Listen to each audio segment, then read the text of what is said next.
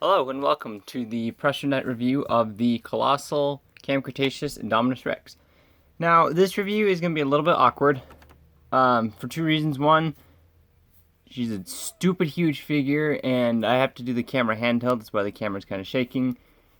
Two,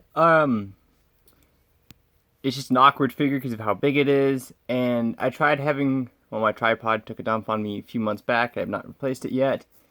But this is just a figure that, for its size, is going to have to be handheld, and I do apologize for that. So my audio was not going to be as great because I can't use a microphone because it is a mess because microphone cable and whatnot gets tangled up when trying to do handheld. But anyways, as you can see with her massive foot, she is a big, big figure.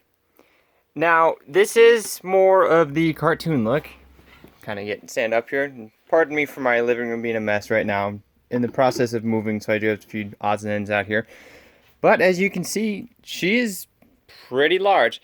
I think the box says she's close to 3 feet long. I could be wrong on that. Her box is actually in storage. And one thing to note about this figure is if you are planning on picking it up, she is a one-time assembly, so once you put it together, she does not come apart. Which, I was a genius. I got this for my birthday, and I put it together. And now I gotta find a place to put her while I move. So that's, yeah, that's fun. But yeah, she is based more on the look for the Cam Cretaceous Netflix series, more so than the movie version. So you will notice that it's not exactly movie accurate, but it does look pretty good nonetheless. And we'll get in close here on the head, which is pretty nice. And one thing to note, I don't know if this is just my copy or not, but if you look at her hands, this one actually has a wash on it, but the arm doesn't, and this one does not.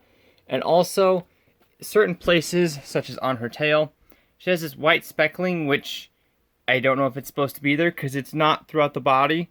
It's just, as you can see, on the tail, and on the side of the head right here, up in there, and I don't remember if it's on her arms or not. And I apologize for my cats. They're being a little bit crazy right now because their normal sleeping area and stuff is full of boxes, so they're going to be out here for this review. But altogether, it's a really nice looking figure. You can see the paint degradation here.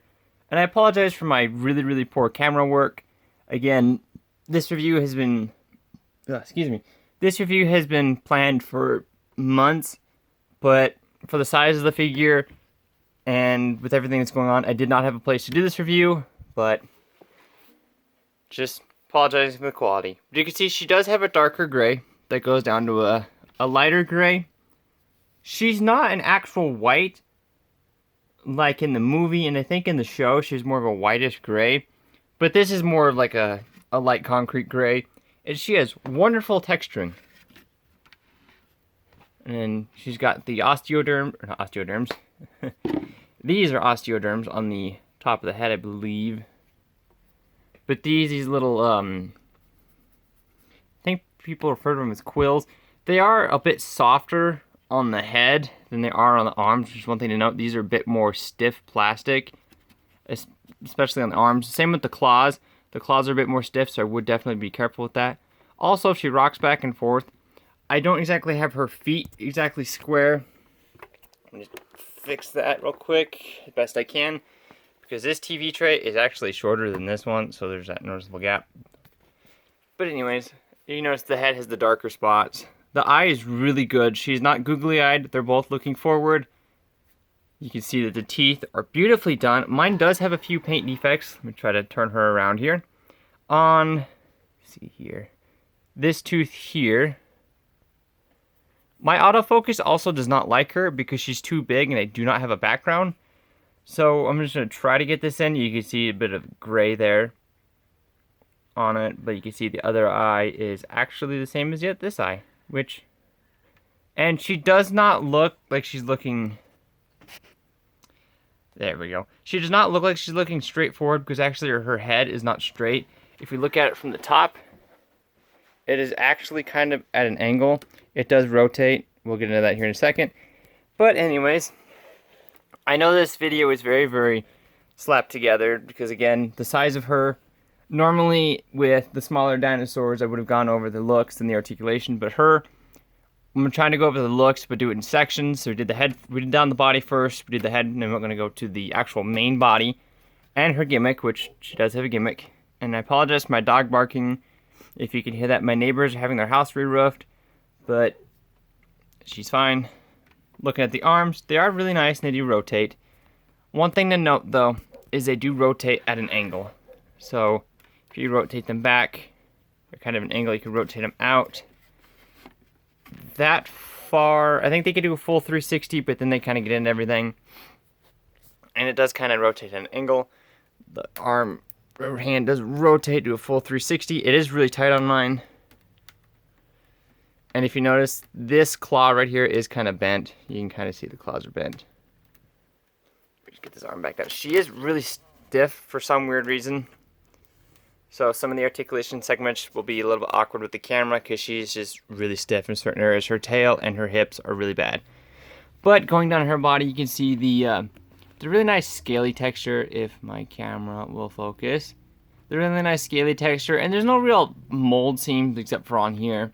But for the most part, she's really well molded. Lost my train of thought there.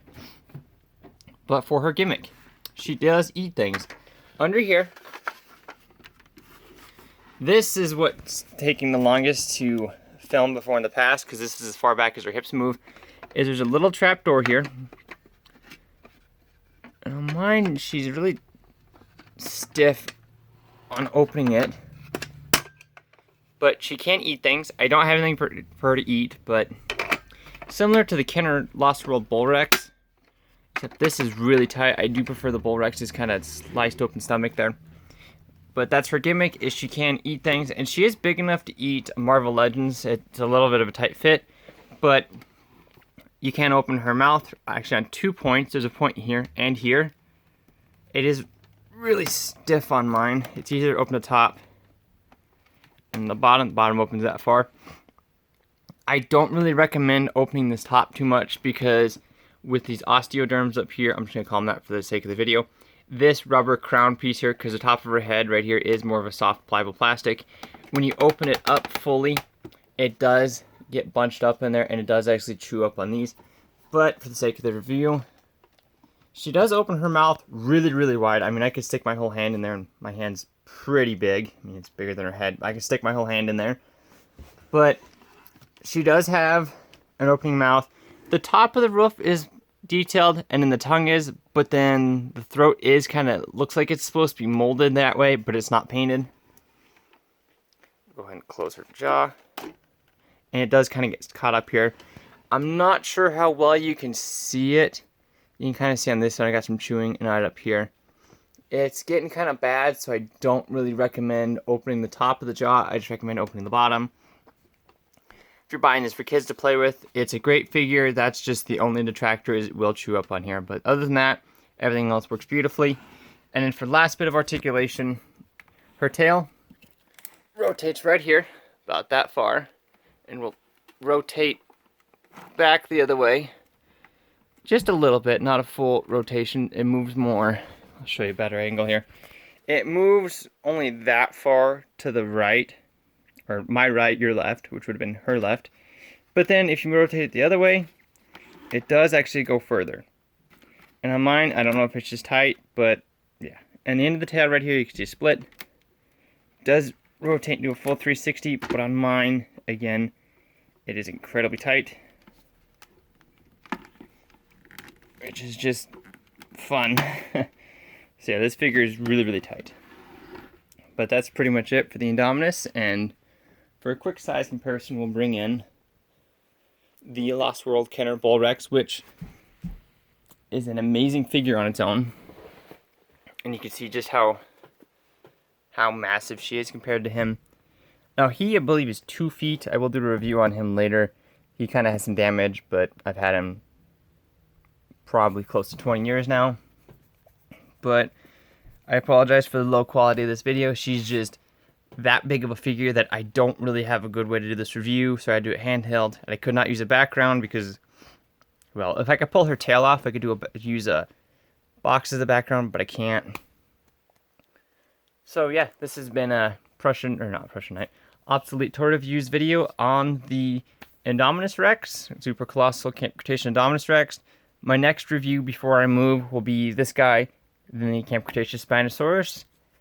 This video is a hot mess, but like the video if you liked the content, comment on what I could do better, what you liked, and subscribe if you would like to, and I will catch you next time.